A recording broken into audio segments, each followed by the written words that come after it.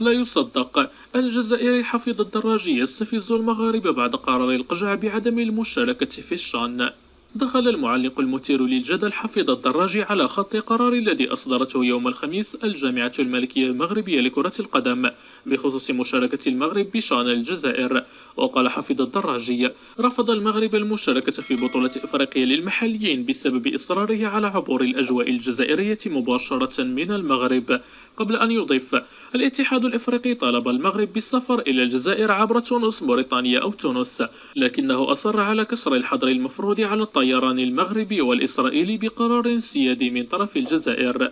تعليق حفيظ الدراجي قابله عدد من ردود الفعل، حيث قال أحد المتابعين: يا حفيظ، ما علاقة الطيران الإسرائيلي في الموضوع؟ لماذا تكذب على الناس؟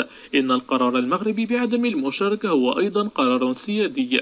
ووجه معلق ليبي رسالة واضحة للنظام الجزائري تعليقا على تدوينة الدراجي وقائلا: الجزائر للأسف متعصبة في كل شيء، وتدخلون السياسة في الرياضة. إذا كنتم لا تريدون المغرب أن يعبر الأجواء الجزائرية، لماذا من الأول انضموا للمشاركة في الكأس؟ معلق آخر أكد أن التنظيم الجزائري سيء قائلا: المشاركة في ألعاب البحر المتوسط وما عنته منتخباتنا كان لابد من ضرورة توفير سبل الراحة، وأولها رحلة مباشرة.